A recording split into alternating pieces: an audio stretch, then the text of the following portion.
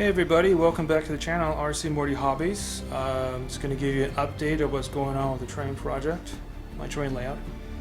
Real quick, don't forget to hit that subscribe button, hit like, leave a comment if you want. I enjoy answering questions. So as you can see, I have some areas set up where the tracks are going to be going, where these white areas are. So basically I have these foam risers underneath, and this is actually plaster cloth. It's really hard once it dries out, it gets really hard. It's very secure, and on top of that goes what's called track bed, which is this. And people do different things. This is just what I learned. I had a Woodland Scenics kit, a big one before. This is how I learned to do it. So I like it because the track bed's nice and soft. Allows you to put the tracks in nicely without issues. I am using my wide-angle lens in this camera, so you're able to get everything without too much issues. As you can see there, I got a nice bridge. There's a lot of things going to be going on. Basically, everything that's raised, it'll be kind of like what's called level. So this is going to be where buildings can be set up here. There's going to be more buildings at different locations. I just don't have all the buildings I ordered in yet. I have some of them that are older that I'm putting in. Then I have some new ones going in. I just want to make sure I get them all in. Once they're all here, I can lay them out where I want to put them. And once I figure out where to put them and get them set up like a platform like this, then what happens is I get newspaper rolls like that, and then they go everywhere for hills and mountains and such. Kind of fills things in, and you plaster cloth over the whole thing. The whole thing's gonna be just white covered. And then at that point, you lay your tracks down, you start coloring. There's just a lot of detail. In between all that, where your switch tracks are going, mine are all power switches. You drill your holes through it and get your wires underneath set up to a central system, which is going to be over there in that corner. Up top there is going to be the train yard. So basically, a lot of the cars are going to be sitting there. I'm doing more of a tanker car thing right now. I have a lot of tanker cars on the way. I have some box cars too, but a lot of them's going to be sitting up there. There's going to be a couple buildings and a fuel station set up. Go around the corner here. As you can see, there's going to be a switch that goes on here, another one here, so you can keep going up, or you just continue down and go around, go through the mountain. This is what this is for. As you can see, I have foam bed, I have the track bed, and then I have the actual track glued down to it. I just did that, that's why you still see some white in there. And that, basically you do that first because you're going to be covering all this up. I will be covering all this up, and you're not going to see it's going to look like a mountain when it's finished. So that's kind of the thing you do first, just because there's no way of getting that track in there once you put your mountain in there. Once you put your mountain there on top, yeah, good luck, right? Basically, I'm doing that. Then I'm going to make sure things roll on it just right. Any adjustments, do it then, because if I put that mountain on and there's an issue, I did not make myself a door. I probably should. An access point to get through if I need to, but right now it looks like it's going to be okay. Just kind of go around. So you can see it's going to go up. I'm going to be going around to connect to the farthest one there and go all the way back around. There's a switch there, and you have switches back and forth to go different directions. It's pretty cool. And the tree yard up here is nice. Got several switches to allow to park the cars and the freight cars and stuff like that. And obviously the one will be connected as a big giant loop. And then I got 4 inner ones as the parking areas. I might add another switch or two to give you even more space for the yard, but I am going to have a couple buildings, a fuel setup, things like that. And this stuff is just a pile of what I'm going to be using in different areas. Some more tracks. Yeah, those long ones are called Flex Track. They're really cool. They flex.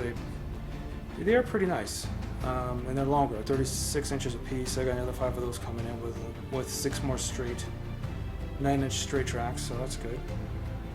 6 9-inch tracks. Yeah.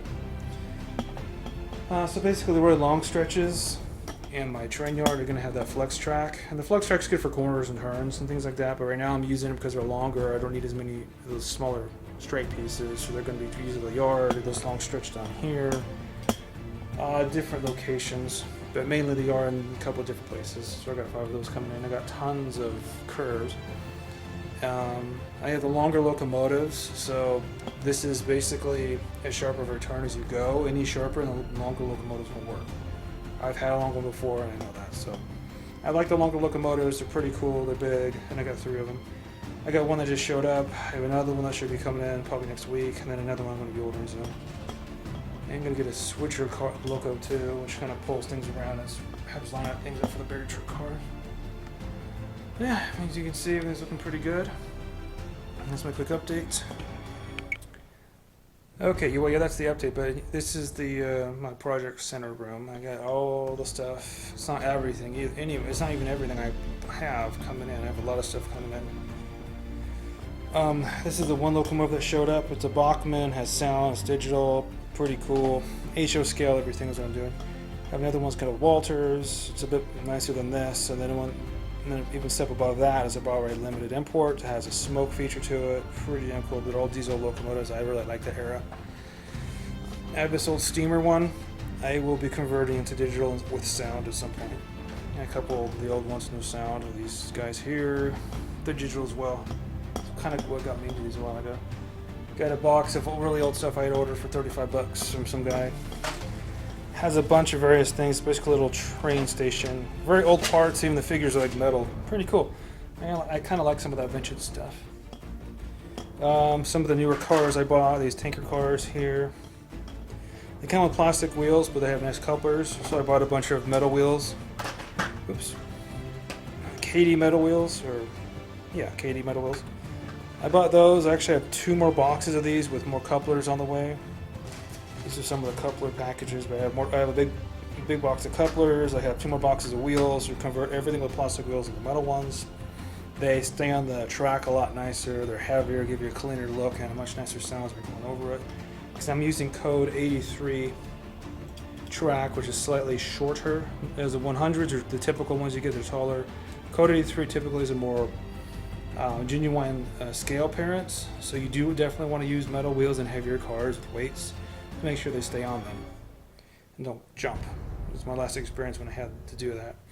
But I got lots of different things I had from my previous setup that that did not sell.